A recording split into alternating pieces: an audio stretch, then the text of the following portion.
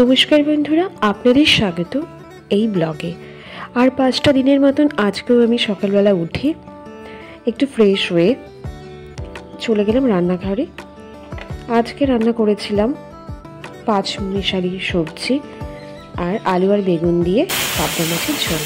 প্রথমে আমি 5 মিশালি সবজিটা প্রেসারে একটু ভাপিয়ে নিয়েছি, যাতে সকালবেলা একটু সময়টা কম লাগে। তো তোমরা দেখতে পাচ্ছ যে আমি প্রেসার কুকারে 2টো সিটি মেরে নিয়েছি। তারপর আমি বসিয়ে দিয়েছি কড়াইয়ে ফোড়ন দিয়ে এই 5 মিশালি সবজিটা। তো খুব দেখতেও খুব সুন্দর লাগছে, ভীষণ কালারফুল। আর এটা কিন্তু খুব স্বাস্থ্যের পক্ষে খুব ভালো, যেহেতু বিভিন্ন ধরনের সবজি থাকে, তো বিভিন্ন ধরনের সবজিও একসাথে খাওয়া হয়ে যায়। তো এবার দিচ্ছি ধনিয়া গুঁড়ো, জিরে গুঁড়ো,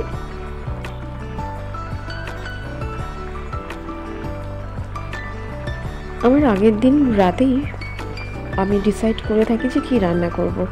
আর এটা না খুব একটা সমস্যার ব্যাপার যে কী রান্না করব, কী নেওয়া যেতে পারে, ভীষণ ভাবনা চিন্তার ব্যাপার। তো কী রান্না করব করতে করতে এটাই ডিসাইড করলাম যে 5 মিশালি সবজি আর মাছের ঝোলই হবে।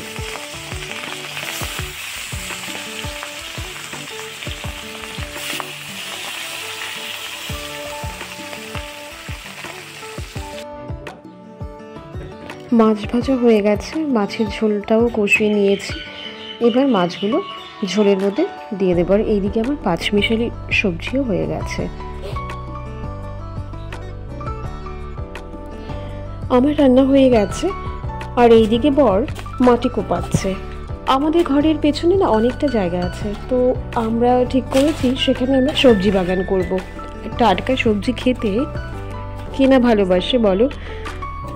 আর এখনকার দিনে যত সব রাসায়নিক সার কীটনাশক দেওয়া হয় সবজিতে, সেটা সত্যিই খুব স্বাস্থ্যের পক্ষে খুব ক্ষতিকর, ভীষণ চিন্তাজনক ব্যাপার। আর বিভিন্ন ধরনের রোগব্যাধি তো এই কারণেই হচ্ছে না। তো সেটা যদি আমরা একটু যদি বাড়িতে যদি ফাঁকা জায়গা থাকে, সেখানে যদি আমরা চেষ্টা করি ছোট ছোট গাছপালা এবং যে সব কিচেন গার্ডেন সেরকম আর কি যত্নেরও প্রয়োজন নেই। যেমন লাউ শাক, কুমড়ো শাক একটু লাগিয়ে দিলাম, ব্যাস একটু জানলা দিয়ে দিলাম, হয়ে গেল। তো সেরকম আমরা চেষ্টা করছি সেরকম কিছু করার।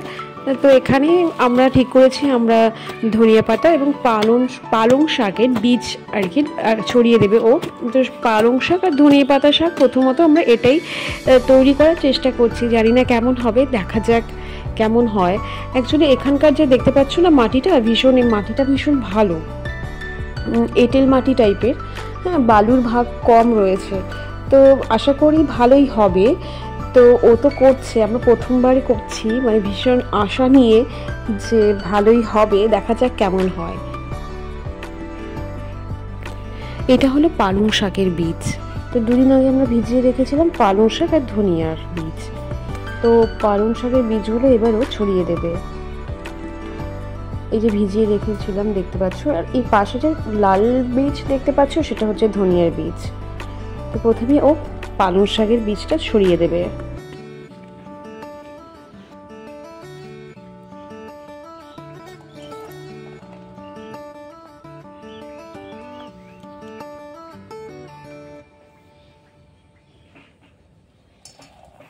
ধনিয়াও দিয়ে দেবো, তাই না?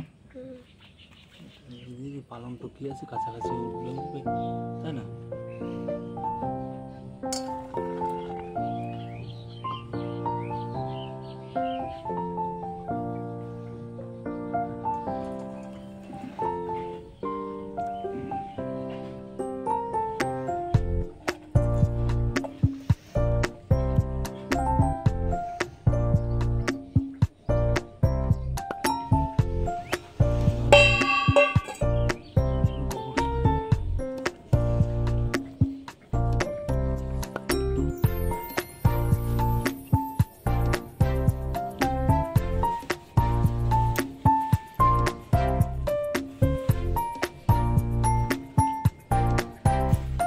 বীজগুলো ছড়িয়ে দেওয়া হয়েছে, এবার ও দিচ্ছে হচ্ছে গোবর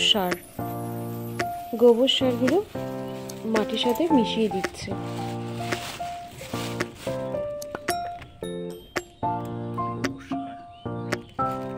ভার্মি কম্পোস্ট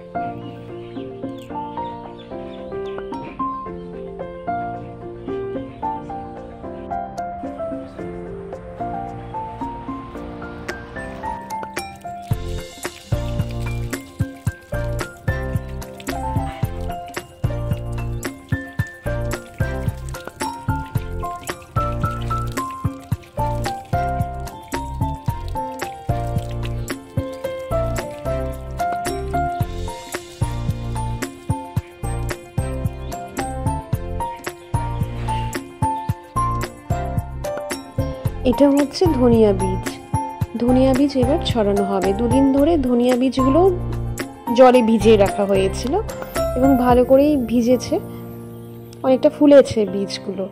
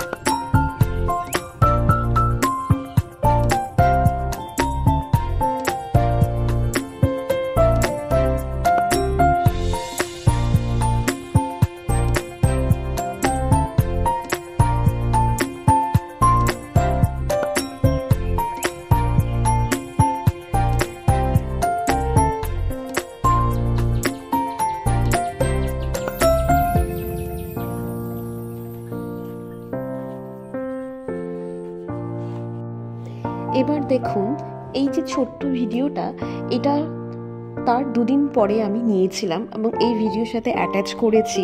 দেখুন কত সুন্দর করে ছোট ছোট অঙ্কুর থেকে ছোট ছোট গাছ বেরিয়েছে।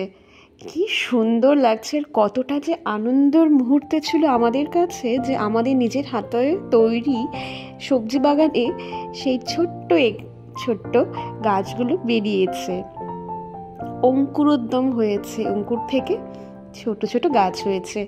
এটা না খুব খুব মানে কি বলবো, আমি ভাষায় মানে প্রকাশ করতে পারছি না কতটা যে আনন্দের একটি মুহূর্ত ছিল আমাদের কাছে। তো আপনাদের সাথেও শেয়ার করছি। দেখুন এবার আমি সব কাজ করে বেরিয়ে পড়লাম স্কুলের উদ্দেশ্যে। আজকে আমাদের স্কুলে ছিল প্যারেন্টস টিচার মিটিং, বোর্ডার্সদের জন্য, মানে যারা হোস্টেলে থাকে তাদের জন্য মিটিং ছিল। তার পরের দিন রয়েছে ডে স্কলার। তো বর আমাকে দিতে যাচ্ছে স্কুলে এবং পৌঁছে গেলাম আমি স্কুলে।